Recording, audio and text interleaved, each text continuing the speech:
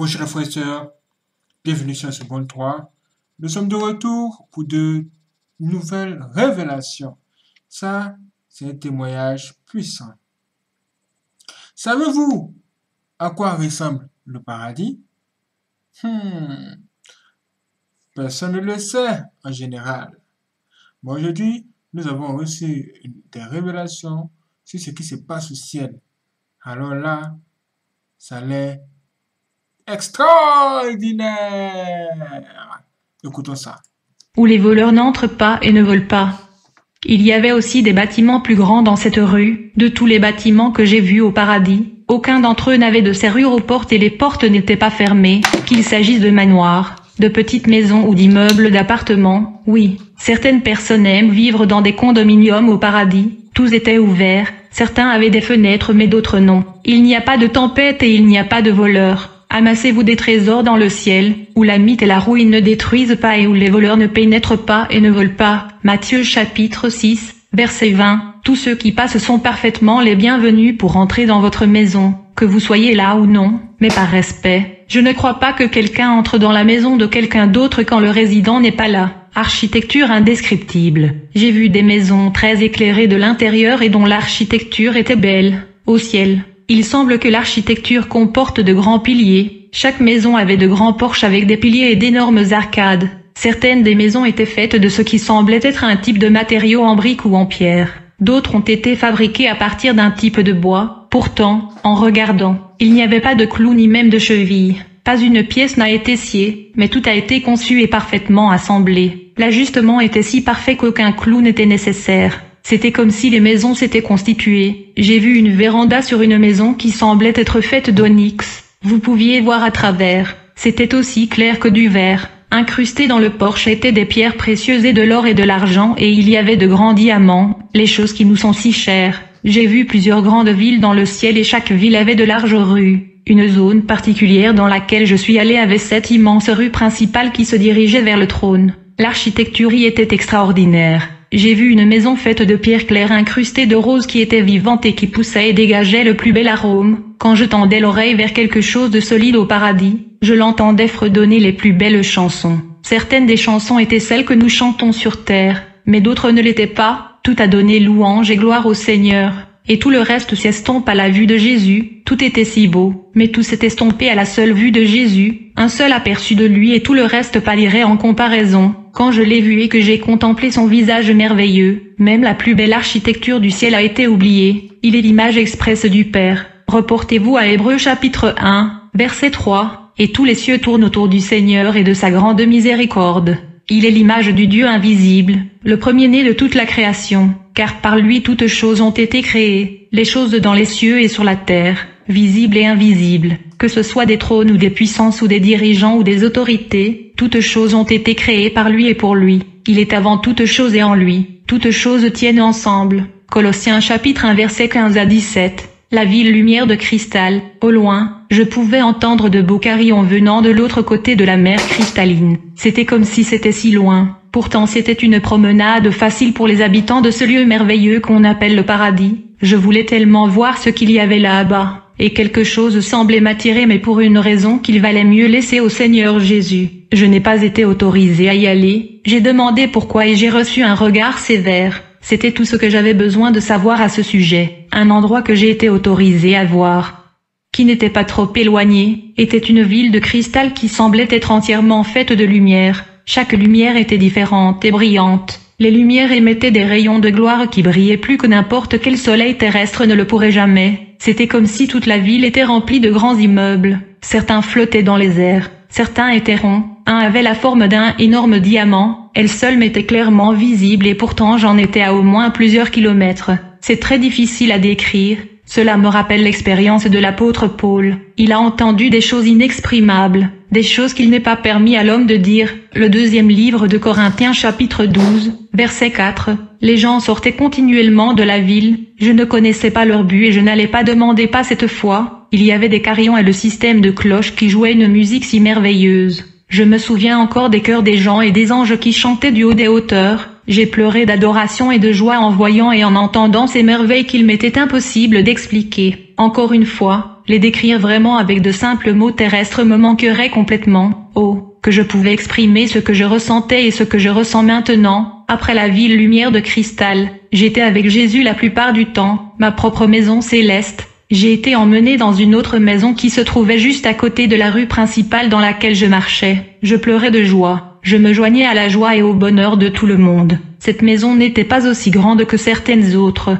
mais c'était une belle maison. S'il était possible de construire sur Terre, cela coûterait probablement 1000 milliards de dollars. Encore une fois, s'il était même possible de construire, c'était plus grand que la Maison Blanche. Les anges m'ont dit que je devais m'arrêter là en disant « Quelqu'un veut te parler ». J'ai marché jusqu'à la maison et il y avait mon grand-père assis sur le porche. Et ma grand-mère était là aussi. La maison était leur demeure céleste. Je me souviens m'être mis à genoux et avoir dit « Grand-père ». Quand il s'est levé, j'ai remarqué qu'il avait l'air d'avoir seulement la fin de la vingtaine ou le début de la trentaine, quand il est mort. Il avait 97 ans, maintenant, il était en parfaite santé, et grand-mère aussi. Nous nous étreignions et je ne savais pas quoi dire. Après quelques instants, ils ont dit « Richard, tu as rendez-vous avec Dieu, mais tu reviendras, ta maison est juste là-bas ». Ils ont pointé la rue où il y avait un terrain ouvert pour une maison à construire. Je n'ai jamais pensé avoir fait quoi que ce soit pour mériter toute la bonté que Dieu m'a montrée, en particulier celle-ci. Soudain, je les ai quittés, mais surnaturellement. Je savais qu'ils souriaient, ils savaient ce qui se passait, on leur avait dit. J'ai vu de nombreuses maisons dans cette rue pour des gens que j'aimais et qui m'aimaient. J'ai vu quelques-uns des grands généraux de l'armée de Dieu. J'ai vu l'évangéliste Jack Coe Senior. Il n'était pas malade, et il n'était pas aussi lourd qu'il l'avait été sur terre. Il se tenait au milieu d'une foule de gens qui leur enseignaient d'une voix forte et retentissante. Il m'a fait un signe de la main et je lui ai répondu. Il n'y avait pas le temps de parler. J'ai aussi vu l'évangéliste William Branham. Il était assis et parlait avec le Seigneur. Je ne voulais pas l'interrompre. Il m'a aussi fait un signe de la main et je lui ai répondu. Jésus m'a regardé et a souri. Et encore une fois, surnaturellement, je savais qu'il disait « Richard va revenir. Il est juste en visite ». J'ai vu d'autres personnes qui étaient mortes et qui étaient allées rejoindre Jésus. J'ai vu de grands prédicateurs à travers les âges. Ils étaient parmi les gens, les encourageant, racontant les grandes merveilles du ciel et les grandes choses que Dieu avait faites pour eux. Certaines personnes étaient là depuis longtemps, mais elles apprenaient encore. Tout comme les petits enfants, ils s'imprégnaient de quelque chose qu'ils voulaient absolument apprendre. Alors l'ange à gauche a dit, « Nous devons aller vers le trône. » Et nous étions partis. Tout fluide vers et sort du trône de Dieu, tout dans le ciel coule dans et hors du trône. Quelle que soit la façon dont vous y êtes arrivé, tout le trafic se dirige vers le trône, du voile aux belles voitures, et descendant du ciel. Quelle que soit la manière dont Dieu vous amène au ciel, vous vous dirigez vers le trône. Les gens au ciel désirent ardemment monter sur le trône et parler à Jésus. Ils pourraient se tenir au coin d'une rue, regarder dans la rue et voir Jésus marcher vers eux.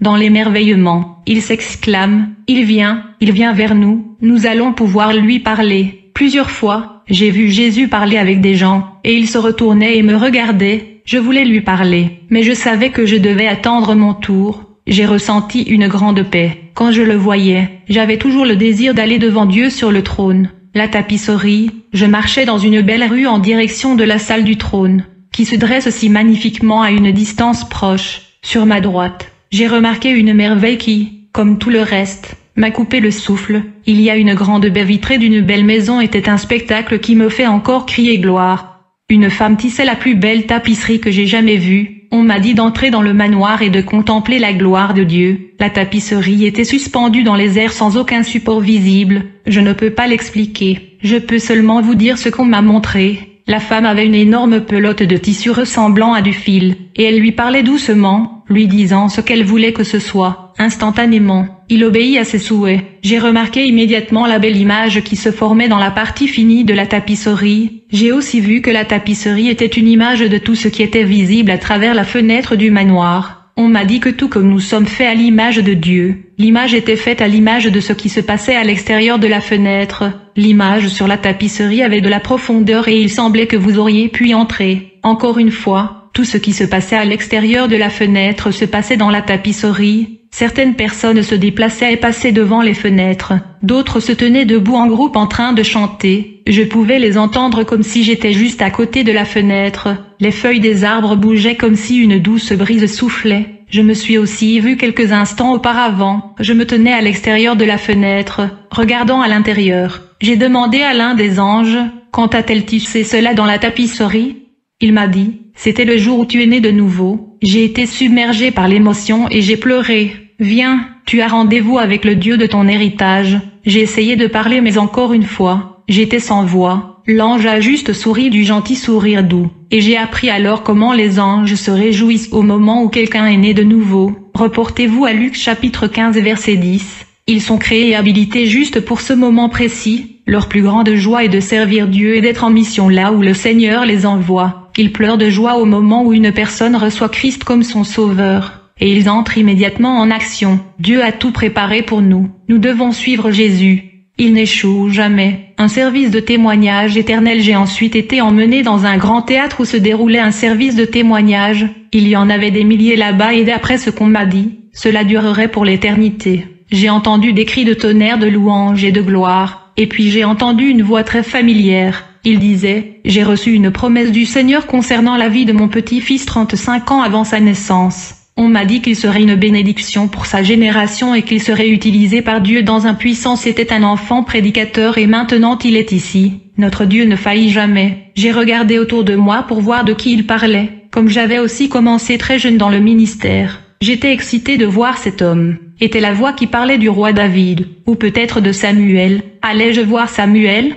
J'ai découvert que je pouvais voir Samuel, alors j'ai crié, je veux voir Samuel, laisse-moi voir celui-là qui aimait tant Dieu aussi. Pourtant, je ne rencontrerai pas Samuel ici. J'ai été conduit dans une zone qui ressemblait à une scène et lorsque j'ai levé les yeux, il y avait mon grand-père, il était l'orateur. Il m'a pointé du doigt et a dit, le voilà maintenant. J'ai pleuré de joie en le revoyant, et je suis juste tombé sur le sol en marbre. Je m'en m'a ramassé. C'était grand-père. Grand-mère était là aussi, ainsi que les frères de mon grand-père, Lesté et Marian. Ils avaient leur famille avec eux et beaucoup de gens que je n'avais jamais vus auparavant. Ils ne s'approcheraient pas plus et je savais instinctivement que Dieu ne me permettrait pas encore de les embrasser. Tout le monde rayonnait de joie. Puis j'étais instantanément dans un autre endroit. On m'a dit, viens, tu as rendez-vous avec le destin. Je marchais encore submergé par des pleurs joyeux et par l'impact de ce qui venait de se passer. J'ai vu un groupe d'environ 14 anges guerriers qui venaient de la direction du trône. Les anges mesuraient 20 pieds de haut et 10 pieds de large au niveau des épaules. Leurs yeux brillaient d'une lumière ardente provenant des autels de Dieu, et leurs épées étaient des flammes de feu. Le sol a tremblé quand ils sont passés près de moi. Je me suis écarté et les anges avec moi ont incliné la tête en signe de respect. Je me suis dit que je ne voudrais jamais être un démon qui essaie de se battre avec eux. Un seul d'entre eux pourrait détruire une armée entière. Et j'ai entendu cette voix forte, ferme et pourtant si douce. Jésus était derrière moi. Il a dit, je voulais que vous les voyiez. Ils sont envoyés dans votre futur. Ils seront là quand vous en aurez besoin. Je me suis rappelé que les Écritures ne sont pas tous des anges servant des esprits envoyés pour servir ceux qui hériteront du salut. Hébreux chapitre 1, verset 14. Plus tard dans la vie, j'aurai besoin d'eux et je recevrai leur aide à plusieurs reprises, parfois de manière très spéciale, personnelle et réelle, d'une manière ou d'une autre. Je savais que toutes ces choses devaient me préparer pour l'avenir que Dieu avait en réserve pour moi. Encore une fois, j'ai pleuré. Les anges ont mis leurs bras autour de moi et ont dit à l'unisson, et Dieu a chargé ses anges de vous porter, de peur que votre pied ne heurte à aucun moment une pierre. Référez-vous au psaume 91, versets 11 à 12. J'ai crié gloire à Dieu avec une grande joie. Je pouvais revoir Jésus parmi son peuple, et il y avait une grande foule d'enfants qui l'entouraient. Je l'ai entendu dire, regarde ça. Alors qu'il lançait dans les airs une grosse boule de ce qui ressemblait à un nuage de gloire. Lorsqu'il a atteint environ 2000 pieds dans les airs, il a explosé en un spectacle qui ressemblait au feu d'artifice que nous connaissons sur Terre, et avec une telle variété de couleurs. Mais au lieu de s'estomper, il est devenu de plus en plus gros. Puis il a pris la forme d'un arbre et a lentement flotté jusqu'au sol. Il a été instantanément enraciné et a commencé à se développer. Il ressemble aux autres arbres là-bas. C'était tout simplement magnifique. Jésus ne fait que ce qui est parfait. C'est la loi du ciel. Je me souviens de toutes les personnes qui se tenaient là à regarder avec une grande admiration le dîner des mariages de l'agneau. Alors Jésus s'est tourné vers moi et a dit aux anges, emmenez Richard à mon festin de noces et qu'il le voie. C'est presque prêt. J'étais là avant même que je puisse penser avoir vu un bâtiment très haut. Il avait des supports d'arc et des colonnes distantes d'environ 50 pieds. Les tables où devait se tenir le festin du souper étaient en or et incrustées de bijoux. Ces tables étaient allongées avec des chaises qui ressemblaient à des trônes de rois. C'est ainsi qu'ils m'apparaissaient et je n'ai pas d'autres mots pour expliquer la belle façon dont ils ont été construits.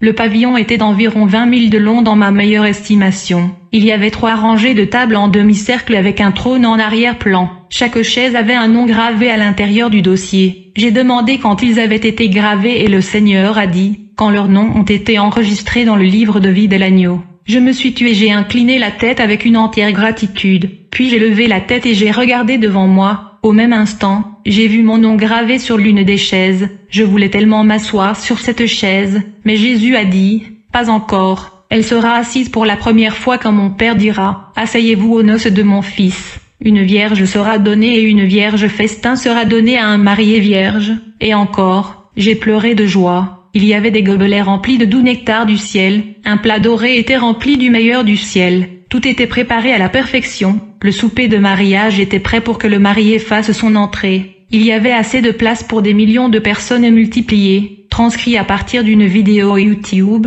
ce message peut contenir des erreurs de transcription. Achetez le livre Meeting in Heaven by Richard